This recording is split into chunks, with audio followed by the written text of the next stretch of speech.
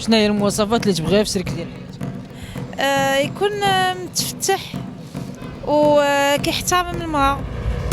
المهم ماشي بالنسبه لي الزين، ما زين هو زين الاخلاق والفعل، وهذا هو المضمون في هذا الشيء كله. انا ما باغاش يكون زوين بوغوس حقا نبان بيه قدام الناس، لا. مواصفات هي تكون بالدار ومصافي. صراحه بغيت انا نكون شي واحد يكون اللي قلبه يكون حنين بزاف وما كيعرف شي حاجه سميتها الخدام. الحب، الحنان، مفاهمه، بزاف د الحوايج. كيبغيني وكنبغيه ويثق فيا ونثق فيه صافي. المواصفات هو انه يكون شخصيته تكون قويه ويكون ظريف معايا، يكون محترمني. تنكح المرأة لأربع: لمالها وجمالها ونسبها ودينها. المواصفات اللي نبغي في الراجل اللي يشارك مع حياتي يكون مؤدب، قاري، محترمني، محترم عائلتي، يفهم معايا في شحال من حاجه وصافي. من المقاصد ديال الزواج هو أن الحياة الإنسانية تستمر، والزواج عنده فوائد كثيرة على المجتمع لأنه مؤسسة عندها فضل كبير تكوين هذا المجتمع في نفسه. لكن باش يوصل الشاب أو الشابة لهذا الزواج كيلقاو عراقيل كثيرة كتواجههم بسبب تنامي المتطلبات عند الجنسين بجوج. لكن قبل ما ندخلوا في الموضوع ونتكلموا شوية على الزواج عامة ونلقيو نظرة على هذا الرباط والمتطلبات ديالو، غنمشيو ونسولوا الناس من الشارع المغربي شنو هي الحاجات اللي خاصهم يفكروا فيها قبل ما يفكروا في الزواج. الحاجة الأولى اللي خص يفكر فيها الإنسان قبل ما يتزوج هي شريك الحياة، يعني خصها تكون صالحة. ولكن قبل كل شيء خصو يفكر بعدا في السكن وفي العمل. إذا ما كاينش السكن والعمل راه ما كاينش شريك الحياة في المغرب. الحاجه اللي غنفكر فيها هي نكون المستقبل ديالي، نقرا نكمل قرايتي ومن بعد نخدم شي خدمه ونكون المستقبل. الحاجه اللي خصها تكون في الانسان ملي بغى يتزوج وياخذ شريكه حياته، خصو يكون اول حاجه خدام، يكون عنده دارو وتكون عنده واحد الصالير اللي هو مضمون انه غيعيش به، يقدر يعيش به ولادو ويقدر يقوم هذيك الاسره. حيت ما يمكنش تكون ما عندك الصالير وتزوج وتكرفس على الماء. السلام عليكم وشكرا اولا على هذا الحوار. وهو في حق سؤال وموضوع اليوم كيف ما نقولوا. بالنسبه للبنت اول ما يمكن لها تفكر فيه الا غادي تزوج، باسكو الحياه الزوجيه ماشي هي الحياه ديال الفتاه اللي عازبه. الحياه الزوجيه ما نقولوش كلها حلوه وما نقولوش كلها حاره، كاين مشاكل، كاين سعاده، بزاف د الحوايج. مي الا كان هاد الفتاه فكرت بواحد العقليه ان هاد الانسان اللي غنرتبط به ماشي غنرتبط به اولا على فلوسه او لا غنرتبط به على المنصب ديالو مثلا في الشغل ولا هذا، كثر تما الا كان نوع من الحب ما بينها وبين هذا الشخص، وكان اللي كنلح عليه شخصيا واعتذر بحكم تجربه اللي كنلح عليه اكثر هو تكون لا ترونسبارونس ما بين الزوج والزوجه. الا كانت لا ترونسبارونس اي مشكل واجهوه غادي يحلوه، حنتي ما غيلقاو حتى شي عقبه قدامهم انها تكذب عليه في الاول ولا يكذب عليها. مي الا كانت لا ترونسبارونس الحمد لله كلشي كيمشي مزيان. فوالا ما يكونش كنلح على مساله انه ما يكونش الطمع ديالها ديالها. فوالا هادشي اللي بالنسبه للحاجات اللي بغى يفكر فيها قبل ما يتزوج، يشوف الاستقرار بعدا ويشوف راسو مآمن، يتسول ويعرف راسو واش الاستقرار والامان وكل شيء. هذا الشيء راه كيتورث الحب. الحاجات اللي يقدر يفكر فيهم الانسان قبل ما يتزوج هو يكون مستقبله ويدير حياته، وديك الساعه يمكن يفكر في الزواج. الحاجه اللي خاص يفكر فيها قبل ما يتزوج هو المعقول، يكون ود الناس. خاصنا نفكروا في الدوام، ماشي في ديك اللحظه ديال حقا خصنا نتزوجوا، خاصنا نفكروا في الدوام. بحال اللي قلت لك الزواج ماشي متعه، راه مسؤوليه. وملي كنقولوا مسؤوليه كنقولوا ان الانسان قبل ما يفكر انه يمشي للزواج خصو يفكر كيفاش غيتزوج ومن غيتزوج، لان راه مشروع عمره ماشي مشروع لحظه معينه. على ديك الشيء خصو يختار جوج الاشياء. الكونترا كيكون معك ان كونتراكتو هو الاول اللي غادي يمشي معك في واحد المسار معين، الشيء اللي كيجعل ان هذاك الكونتراكتو خصو يكون في مستوى ديال المسؤوليه اللي غتمشيو نتوما بجوج بكم في هذاك الطريق. الخدمه اول حاجه، البيت يكون عنده بيت بوحدو مستقر وداك الشيء. السياره كتبقى شي حاجه ثانويه، مي او موان تكون الخدمه مستقره، زعما مترسم في خدمته والبيت ديالو. وهي الحاجات كاينه شحال من حاجه خاص، راه كاين شروط في الزواج، ماشي نوض وتزوج. خاص تكون عندك دار طونوبيل، تكون خدام، خاص تكون عندك شحال من حاجه. خصني بزاف الحوايج كتفكر فيهم الوحده قبل الزواج، حيت من بعد الزواج خاصك تعيشي في شي، تكوني تحسي براسك بانك درتي شي خطوه زوينه ماشي شي حاجه خايبه. المهم تكوني مرتاحه مع عائلتك وعائلتك جديده، تكونني مرتاحه مع العائله الجديده اللي غادي تنتمي ليهم. هادشي هي اهم حاجه انا كنفكر فيها، كنقول يا ربي نلقى عائله راجل بحال عائلتي، صافي هادشي اللي هادي اهم حاجه بغيتها تكون. الحاجه اللي خاصو يفكر فيها قبل ما يتزوج خاصو يكون قاري وصافي. الانسان اللي بغى يتزوج خصو اول مرتين يعرف ان الزواج ليله كي تيقولوا هما، الزواج ليله تدبيروا سنين. راه خصنا ملي بغى يتزوج خصو بعداك السكن ديجا، السكن والصحه. الوليد الا تزوج ولا هادي وعنده الوليدات خصو فين يديهم السبيطار وديهم مصروف يوميا عن يوم، ديما جبد. هي انني نكون فاهمه انا وياه قبل من اي حاجه، ونكونوا مفاهمين بزاف ديال الحوايج، ونكون مرتاحه معاه، نكون باغاه انني غنقد نعيش حياتي كامله معاه، حيت الزواج ماشي لعبه كيف كنقولوا. يعني تدبيروا زواج ليله تدبيروا عام، يعني ما غاديش صافي هادشي اللي كاين، نكونوا فاهمين. الحاجات الاولى اللي خصو يفكر فيها بنادم قبل ما يتزوج هي يكون عنده الدار، وخص يكون عنده الخدمه، فهمتي، خص يوجد الحوايج اللي مهمه بعدا. اول حاجه انا كنفكر ما كنتمش تكون عندي الدار وتكون عندي خدمه قاره وشي صالير يكون قار، ديك الساعه نفكر نتزوج. خاصني نفكر في الراجل واش غادي يقد بالمصروف ديالي، واش غنكون فاهمه انا وياه، وشحال من حاجه. الصراحه باينه حاجه وحده، راه باينه الخدمه وتكون عندك الدار وشي صالير يكون مضمون، فهمتي، باغ موا داكشي صالير يكون مزيان وخدمه والدار هو البدا باش تسكنوا ديال العائله، باش تكون عائله عاوتاني من بعد. قبل ما نتزوج كنفكر بزاف د الحوايج، كنفكر نعيش حياتي زوينه، ما يكونش مشاكل، نكونوا متفاهمين بحال هاد الحاج، بحال هاد الشيء هكا، فهمتيني، صافي. كما كنعرفوا ان الزواج هو اتفاق بين رجل وامراه باش يرتبطوا، والهدف من هذا الارتباط هو يكونوا اسره ويحافظوا على النوع البشري من خلال التكاثر. واهم حاجه في الزواج هو المحبه والامانه ونكران الداس من الطرفين بجوج. لكن قبل ما يوصلوا الطرفين هذا الارتباط كاين بعض الامور اللي خاصهم يفكروا فيها، حيث الزواج واللي هو قرار مصيري محتاج لدراسه وتريث وحكمه، وكما كيقول المثال زواج ليله تدبيره عام. فبغض النظر على الامكانيات الماديه واش هي متوفره عند هاد الطرفين او لا، من عمل قار ودار، وكاين اللي كيشترط حتى السياره، لكن اهم حاجه هو انهم يكونوا قادرين يوفروا لنفسهم قوت يومي وراحه، باعتبار مؤسسه الاسره محتاجه امور ماديه باش تبقى متماسكه. كاين امور اخرى اللي كيقولوا مهمه كذلك انها تخاد بعين الاعتبار قبل الموافقه على الزواج. من بين هذه الامور كنلقاو عامل الراحه المبدئيه والقبول، لان كاين اللي كيقول ان عامل الحب هو مهم بزاف في الزواج، لكن كاين اللي كيقلل من الاهميه ديالو خصوصا في المجتمعات المحافظه. فاللي كيهم بالنسبه لهم هو الراحه المبدئيه ما بين الطرفين والقبول. كاين كذلك اللي كيتكلموا على التوافق الاجتماعي ما بين الطرفين اللي كيفكروا ويرتبطوا.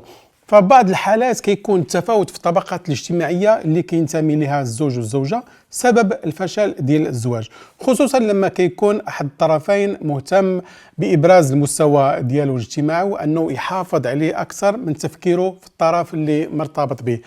واش معنات هذا الشيء ان الكل ينطبق عليه المثل اللي كيقول مسكين خدا مسكينه وتهنات القبيله؟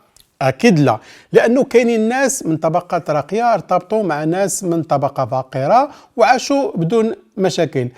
نفس الشيء بالنسبة للمستوى الثقافي والفكري ما بين الطرفين، لأن هذا العامل كذلك ممكن يسبب مشاكل في الزواج. ملي كيكون تفاوت كبير في المستوى الفكري ما بين الزوج والزوجة ممكن ما يردوش ليه البال قبل الزواج، لكن بعد الزواج يرجع المشكل الواجهة في يوم من الأيام. وأكيد كاين حالات اللي كتعيش حياتها بمستويات ثقافية مختلفة وبدون مشاكل. كاين عامل آخر اللي كيهضروا عليه المهتمين بموضوع الزواج هو دراسة الطباع.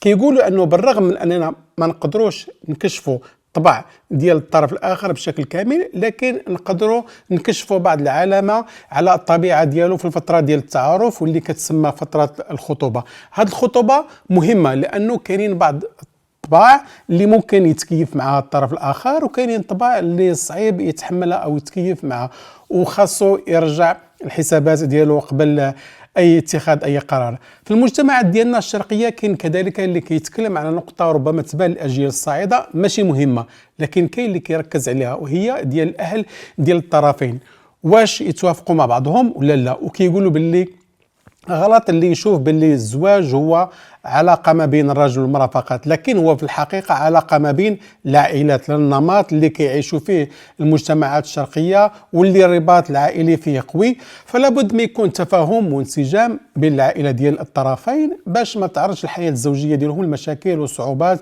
من بعد سبب الخلافات والصراعات ما بين العائلتين، واللي كيصبحوا فيها الأزواج بين مطرقة والسندان كما كيقولوا. وأمر أخير اللي سبق لنا وشرنا ليه في البداية هو الواقعية ما بين الطرفين اللي كيفكروا في الزواج، حيث باش ينجح الزواج خاص يكون مبني على الواقع وماشي على الخيال والأحلام. أكيد شي حاجة زوينة أن الإنسان يحلم، لكن ضروري ما يكون في الأمور المصيرية واقعي. في الحياة في أرض الواقع مختلفة على أرض الأحلام والأوهام، وحنا كنتكلموا على الأمور اللي خاص يفكر فيها الشخص اللي هو مقبل على ارتباط مع شخص آخر قبل ما يتم الزواج وقبل ما نديروا في الطاجين ما يتحرك كما كيقولوا المغاربة. غادي نهضروا كذلك على المواصفات اللي مطلوبة في شريك الحياة، هذا الموضوع اللي كيحير البعض وكيخلي بزاف ديال الشباب ما قادرينش يديروا قرار ويسقطوا في العزوبيه مده طويله. نسمعوا الاجابه ديال الناس على المواصفات اللي كيتمناوها تكون في شريك الحياه ونرجع معكم. شنو هي المواصفات اللي تبغيها في شريك ديال الحياه؟ يكون متفتح وكيحترم المرأة ويقدرها ويعرف انه ما يفوتش الحاجه، يقنع المرأة بها ماشي يفوتها.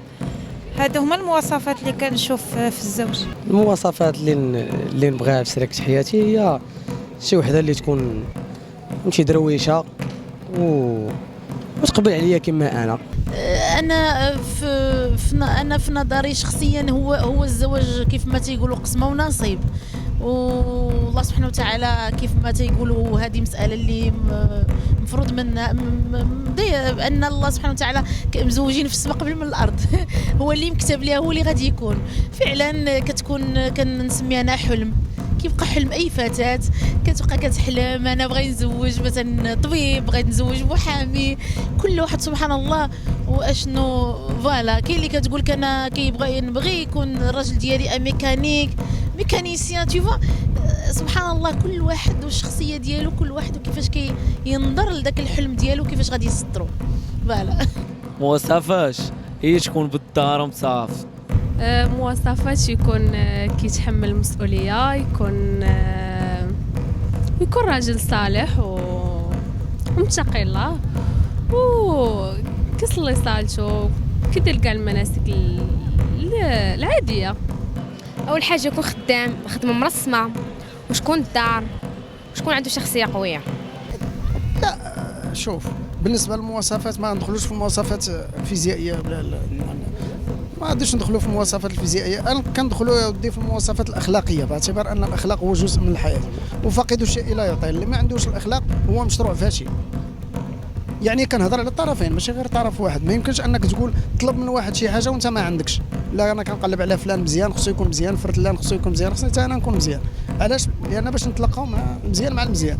الا تلاقاو واحد مزيان وواحد عيان وماشي بنفس المواصفات، ملي كنهضروا على المواصفات انا كنركز على المستوى الاخلاقي، هذا من جهه، والمستوى كنهضروا على المستوى المادي. علاش؟ لان كنقولوا ودي راه الاسره راه مسؤوليه، ومسؤوليه ماشي غير بالهضره اولا بالحب اولا بالعاطفه، ولكن راه مسؤوليه ماديه هي الاولى. يعني خص على الاقل الانسان هذاك الشخص اللي غادي يمشيو معاه خصو يكون حتى هو يراعي الجانب المادي، الجانب الاجتماعي، الجانب الاخلاقي والسوسيو ثقافي ديالنا اللي حنا عايشين فيه. لان مثلا شي شخص غادي تعاشر معاه ماشي من نفس المنظومه الفكريه، غيجي واحد الوقت اللي غادي ما غتقاطعوش. كنكونوا كنتقاطعوا في واحد الوقت عاطفي، ولكن كيجي واحد الوقت كيتلاخر. المواصفات اللي نبغي في الراجل اللي يشارك مع حياتي يكون مؤدب، قاري، محترمني، محترم عائلتي، مفاهم معايا في شحال من حاجه وصافي. وتنكح المرأة لأربع: لمالها وجمالها ونسبها ودينها، فاظفر بذات الدين تربت يداك. يعني الا كان دين راه كاين كلشي. المواصفات المواصفات هو انه يكون شخصيته تكون قويه، ويكون ظريف معايا، يكون محترمني ونحتارمو، ويكون كيقدرني بزاف ديال الحوايج، يعني يكون كيفهمني بزاف، حيت اساس ديال الزواج هو التفاهم والثقه. الا ما كانش تفاهم والثقه ما كيكون والو. المواصفات اللي نبغي في شريك حياتي شكون مرا صباره وما تكونش كتنقر بزاف صافي، شكون مثقفه شويه، حيت المراه مثقفه عاوتاني كتفهمك اكثر من المراه اللي ما كتكونش عندها واحد النيفو عاوتاني، واحد المستوى في الثقافه ديال العقل عاوتاني. اش كاين اللي كتزوج بها قاريه وكاين اللي كتزوج بها كتبالك غتكون ما قارياش ولا شي حاجه عادي. الحب، الحنان، المفاهمه، بزاف د الحوايج. كيبغيني وكنبغيه ويثق فيا ونثق فيه صافي. المواصفات اللي غنبغيها تكون في الشريك ديالي غتكون تفهم الوضعيه ديالي، تفهم تمشي معايا في الحياه ديالي، تصبر معايا، فهمتي؟ تكون بحال لا ما تبقى تشرط عليك بغيتي هادي بغيتي هذيك، عندي مرحبا تعيش معاك في السراء والضراء، هادشي اللي بغيت. واش غنقول لك؟ المواصفات اللي كيكونوا في شريك الحياه، اول حاجه هي المعقول والثقه. الا كانت بيناتهم راه كيخلقوا السعاده وليدي. صراحه ما بغيت انا يكون شي واحد يكون اللي قلبه يكون حنين بزاف وما كيعرفش شي حاجه سميتها الخداع ولا النفاق ولا شي حاجه. بغيتو يقول لي غير الصراحه وصافي، هذه الحاجه هذه اهم حاجه. بغيتو غير صارحني وصافي، هادشي اللي بغيت. الزوجه اللي نبغيها تكون في حياتي اللي هي مرتي، تكون انها بنت الناس مؤدبه وداخله سوق راسها، تكون ماشي اوبليجي زعما تكون فيها بزاف شي حاجه عادي، هي انسانه تكون ظريفه ومعقوله راه تسول قبل ما تتزوج، هذه راه طبيعه الحال. المواصفات اللي باغاهم يكونوا في شريك حياتي هو يكون ولد الناس، يكون ظريف، متخلق، قاري، باش ما نطيحوش في مشاكل بينه وبين. الانسان اللي ما كانش قاري كتلقى مشكل معاه. المهم ماشي بالنسبه لي الزين، ما زين هو زين الاخلاق والفعل، وهذا هو المضمون في هادشي كله. انا ما باغاش يكون زوين بوغوس حكا نبان بين قدام الناس، لا خاصو يكون زوين في الافعال معايا انا، ماشي مع بنادم نبان فيه قدام الناس. صافي. شريكه هي المراه الصالحه، تكون صالحه، ما تغدرش الزوج ديالها، وتكون صريحه. كما تيقولوا بعض المرات راه كاين شي واحد تيتزوج بالمراه تقول له ودي حنا بغينا واخا ناكلوا غير خبز وزيتون، نهار تتفرعن تدير الاولاد تتفرعن عليه. والحقيقه انا نقول الحقيقه. الحلقه ديالنا سالت، لكن الموضوع باقي فيه الجزء الثاني. نتمنى يكون هذا الجزء الاول نال الاعجاب ديالكم واستفدتم منه. ما تنساوش الاعجاب، ونشوفكم في الاسبوع اللي جاي.